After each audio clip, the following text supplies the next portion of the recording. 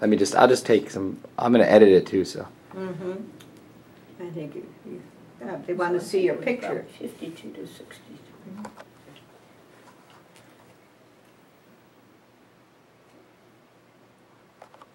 Actually, I was sent there for the summer. You what? I was sent there for the first summer. Oh, were And I you? stayed 9 years. Well, that was And what, pretty good. what year was that? Was that 52 to 61. Is that right? And if you don't mind just mentioning your name for us so we have it on Well, the... Dorothy, what year did you come? 54. 54. I'm Eliza Kinney. Sister? Dorothy? I'm Dorothy Townsell now, but I was Mildred Ann. And what years were you at OLP? From 54 to 72, I was there 11 years, in and out. Excellent. Good. And sister? And I'm Sister John Thomas, and I was there from 52 to 63. Very good. And your fondest memory of OLP?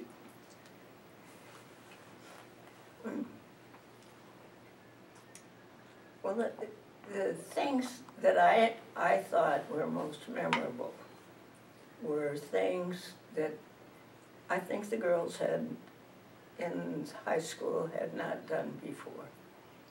And that was when we had the May crowning, and the thing that always amused me was we had to get the Creighton boys to teach them how to walk 4 abreast around the corner. But always the ceremony was really impressive.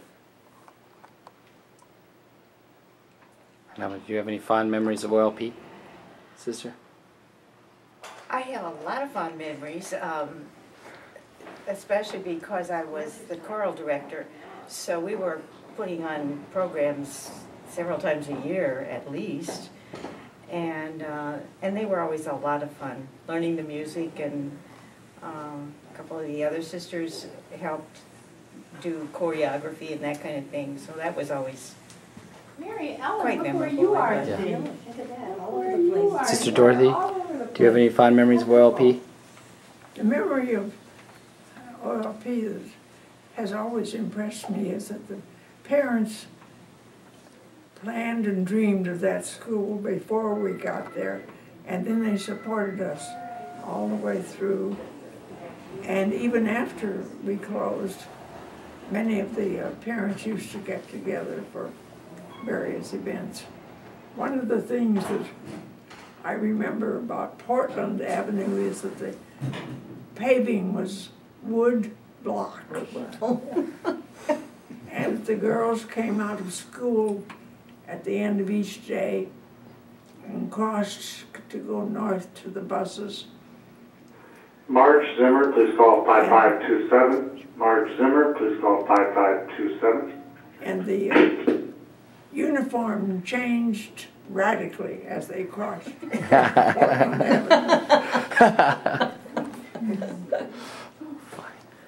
Do you remember anything about the class of 62 in particular?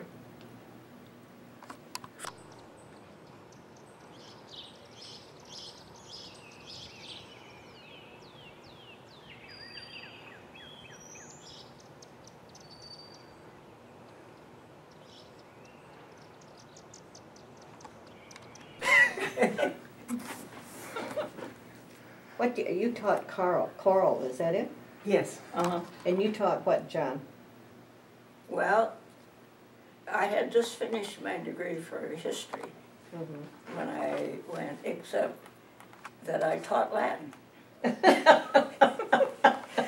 I taught Latin. And for the 1962 class, I finally got a chance to teach history. That's the biggest thing about it. But one of the things I just thought of was the cafeteria. And the part about the cafeteria was it was not a cafeteria, it was a tea room. And not only that, but when you went through the line, you had to take 2 napkins. 2. I mean, you had to learn how to do this. And when you got your napkin, you spread out one, took your lunch out of your sack, laid it so that the first napkin was your placemat. Oh, yeah. And then you ate like ladies. That's great.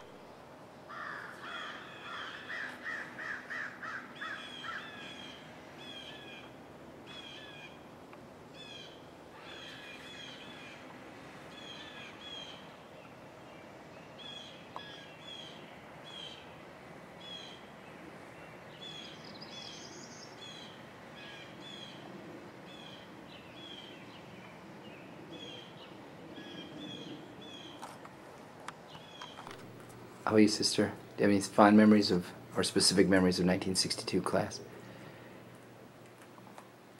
Are you next? I think I'm on. You know, all of those years kind of run together Right. at this point. I just had very fond memories attached to the auditorium because that's where I Yes. spent most of my life on the stage there.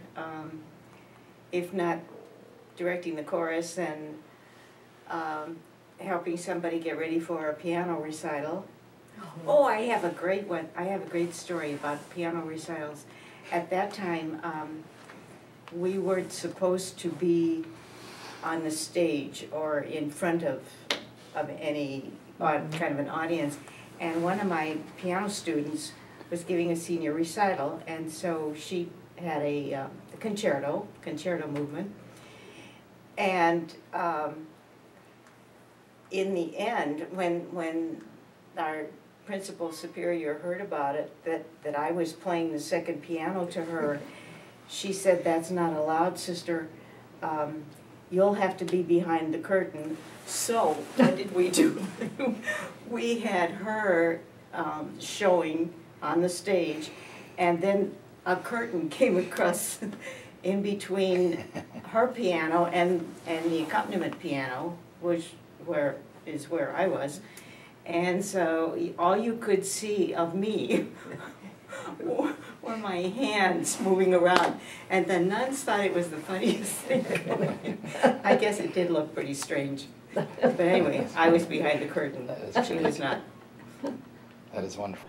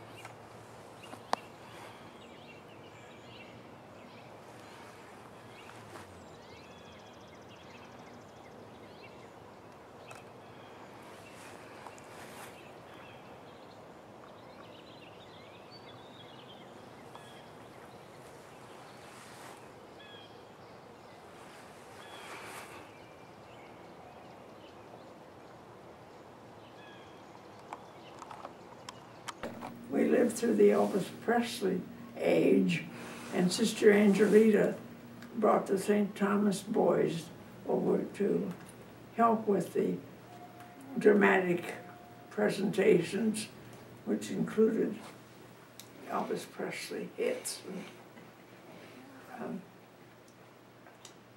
What I remember most about OLP has happened since they graduated.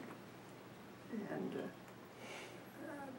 there are authors and poets, and there was a great influx into the BVMs at one time.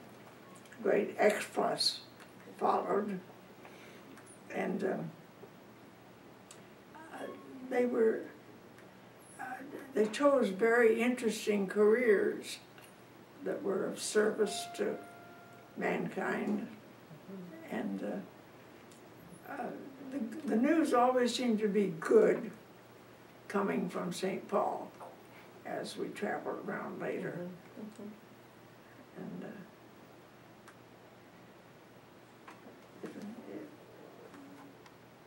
the university atmosphere of the region, the university and St. Thomas and St. Catherine's and all that. So that it was always a very vibrant area. Well,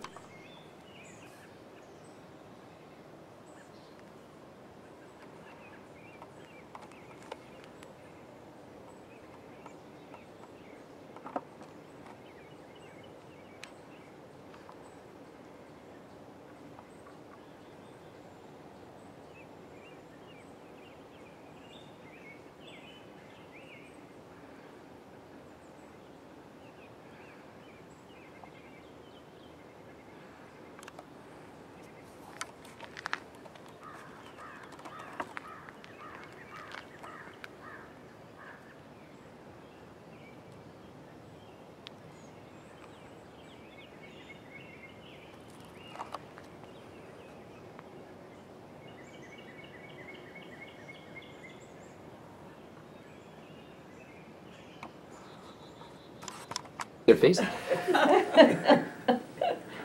I think that they'll be so happy to see you. Your mother is so happy in her notes that she sent me.